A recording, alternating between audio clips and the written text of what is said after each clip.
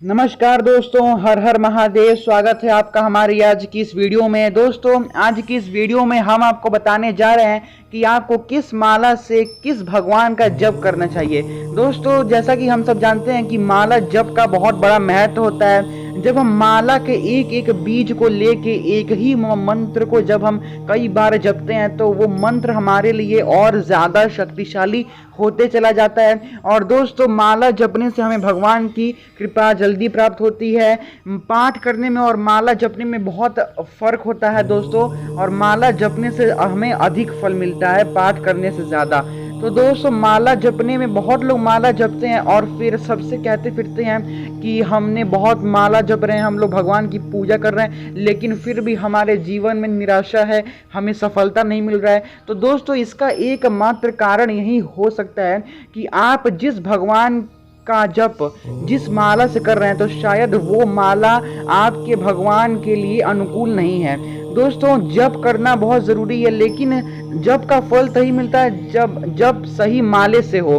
तो फिर दोस्तों, हम जानते हैं अब कि किस माला से किस भगवान का जप सर्वश्रेष्ठ माना जाता है और कौन सी माला किस भगवान के लिए सर्वोत्तम है। दोस्तों, पहले नंबर पे हम बात कर लेते हैं भगवान शिव की।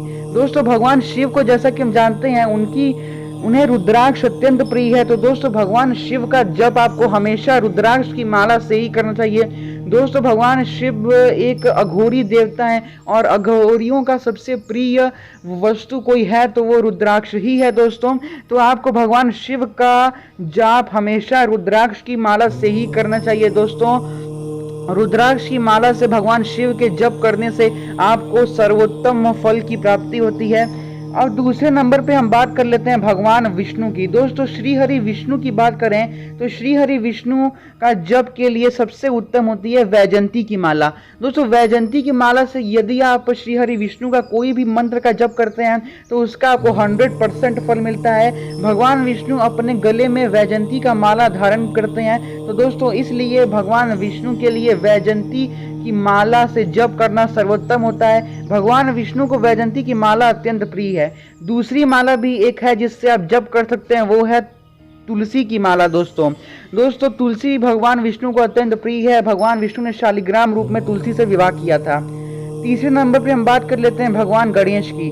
दोस्तों, गणेश जी के जप की बात करें तो उनके लिए भी आप रुद्राक्ष की ही माला लें। दोस्तों, जैसा कि हम जानते हैं कि भगवान शिव भगवान गणेश के पिता हैं, तो दोस्तों उनके पिता का जो प्रिय रुद्राक्ष है, तो फिर गणेश जी भी भगवान शिव के बेटे हैं, तो उनका भी जप आपको रुद्राक्ष से ही करना चाहिए। रुद्राक्ष से ही फल मिलता है गणेश जी के जप का आपको।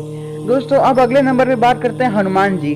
दोस्तों, हनुमान जी की बात करें तो हनुमान जी की पूजा में आपको लाल चंदन के माला से आपको जरूर जप करना चाहिए। दोस्तों, जैसा कि हम सब जानते हैं कि हनुमान जी को लाल रंग अत्यंत प्रिय है। हनुमान जी लाल रंग के ही वस्त्रों को धारण करते हैं।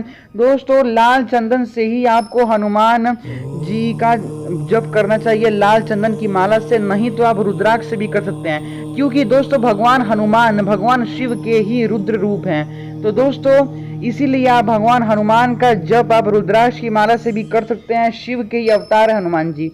और दोस्तों, लाल चंदन और रुद्राक्ष दोनों माला से जप करने पे आपको बराबर का ही फल मिलता है। आप किसी एक से भी आप उनका जप कर सकते हैं।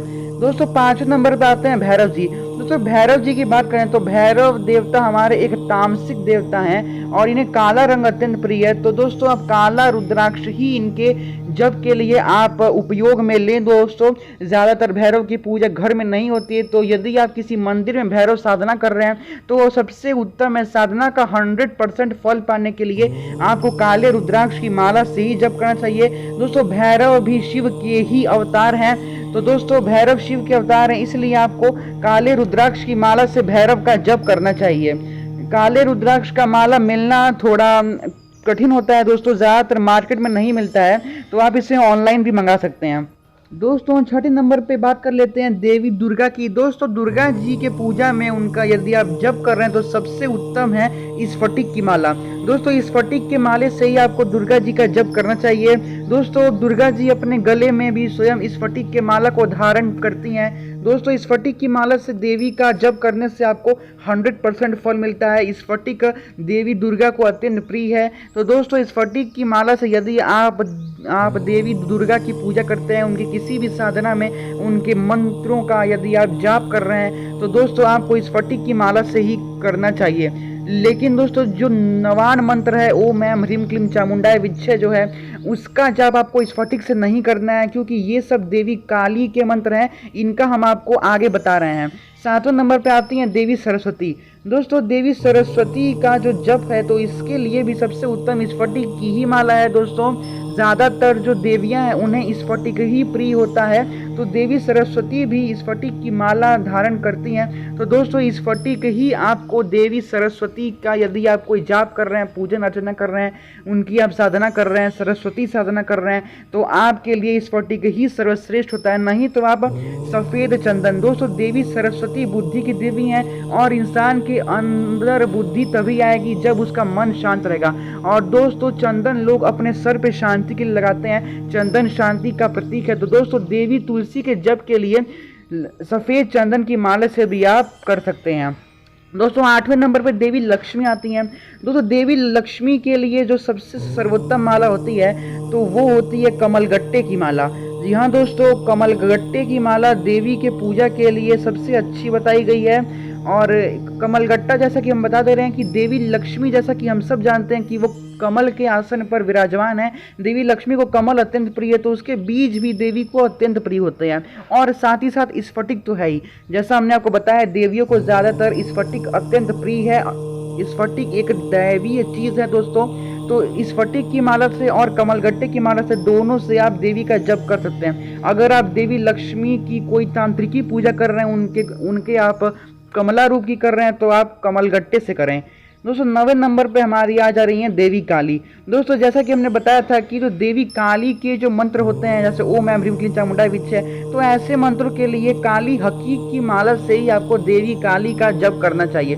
दोस्तों देवी काली को काला रंग अत्यंत प्रिय होता है, जैसा कि हम जानते हैं। तो दोस्तों देवी काली को जो काला रंग प्रिय है, तो काले रंग के माला से ही आप उनका जप करेंगे, तो इसके लिए सबसे सर्वोत्तम है काले हकीक की माला।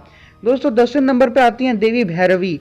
दोस्तों देवी भैरवी की अगर हम बात करें तो देवी भैरवी की पूजा में, जैसा कि हमने जाना था कि भैरव के पूजा में काले रुद्राक्ष का उपयोग होता है, दोस्तों देवी भैरवी की पूजा में भी सबसे सर्वोत्तम तब काला रुद्राक्ष होगा। क्योंकि जब देवी भैरवी के स्वामी को जब काला रुद्राक्ष प्रिय है तो जो उनकी अर्धांगिनी है भैरवी, वो भी तो अपने पति के मार्ग पर ही चलेंगी और उन्हें भी काला रुद्राक्ष ही प्रिय है। उनकी शक्ति है भैरवी, तो उन्हें भी काला रुद्राक्ष ही प्रिय है। दोस्तों काले रुद्राक्ष से ही आपको देवी भैरवी का जप करना चाहिए यदि आप उनकी कोई भी साधना कर रहे हैं तो।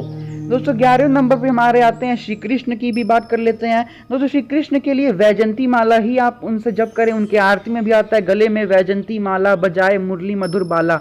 तो दोस्तों उनके आरती में ही गले में वो वैजंती माला को धारण करते हैं, यह लाइन उनकी आरती में आती है, तो उन्हें वैजंती अत्यंत प्रिय है। भगवान श्री कृष्ण भी भगवान विष्णु के ही अवतार हैं और भगवान विष्णु को वैजंती ही प्रिय है, तो श्री कृष्ण को भी वैजंती ही प्रिय है। दोस्तों अब 12वें नंबर बात कर लेते हैं देवी बगलामुखी की। दोस्तों देवी बगलामुखी की अगर हम बात करें उनकी पूजा में, तो दोस्तों देवी बगलामुखी को पीला रंग अत्यंत प्रिय है, तो उनकी पूजा में भी पीले रंग की माला सबसे अधिक कारगर होगी। तो दोस्तों वो माला है पीली हल्दी की माला। दोस्तों इसीलिए पीली हल्दी के ही माले से बगलामुखी जी का उनका जप किया जाता है। दोस्तों बगलामुखी को हल्दी अत्यंत प्रिय है, उनके मंदिरों में हल्दी का दिया भी जलाया जाता है। दोस्तों हल्दी की गांठें भी माता बगलामुखी को चढ़ाई जाती हैं। दोस्तों माता बगलामुखी की पूजा राजनीतिक क्षेत्रों में सफलता के लिए की जाती है, तो आप उनका जप पीली हल्दी से कीजिए। दोस्तों अगर हम देवी मातंगी की बात करें तो दोस्तों हरी हकीक की माला उनके पूजा में सबसे ज़्यादा कारगर है। दोस्तों देवी मातंगी को हरा रंग अत्यंत प्रिय है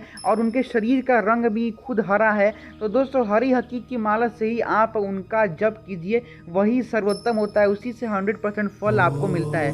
दोस्तों अगले नंबर पर बात कर लेते हैं देवी सिद्धिदात्री की। दोस्तों यदि हम देवी सिद्धिदात्री की बात करें तो दोस्तों उनकी पूजा में, दोस्तों जैसा कि हम जानते हैं कि सिद्धिदात्री भी माता लक्ष्मी की ही रूप हैं, तो उनकी पूजा में भी स्फटिक की माला ही सबसे अधिक कारगर होती है। दोस्तों अब 15वें पे बात कर लेते हैं भगवान कुबेर की। दोस्तों कुबेर जी की अगर हम बात करें तो कुबेर जी माता लक्ष्मी के धन के रक्षक हैं और कुबेर जी भगवान शिव के बहुत बड़े भक्त हैं।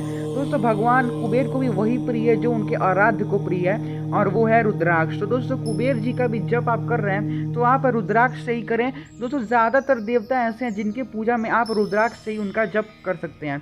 तो दोस्तों यदि आपको हमारी यह वीडियो अच्छी लगी हो और ऐसी ही जुड़ी जानकारियाँ आप अगर हमेशा पाना चाहते हैं तो आप हमारे YouTube चैनल को सब्सक्राइब कर लें, और हमारी इस वीडियो को अगर पसंद आई हो तो इसे लाइक करें, औरों तक शेयर करें ताकि ये जानकारी औरों तक पहुंच पाए, और हमारी वीडियो को लाइक करें और नीचे कमेंट करें, और हमारे चैनल धर्म चक्र को सब्सक्राइब कर लें। वीडियो देखने के लिए आपका बहुत बहुत धन्यवाद।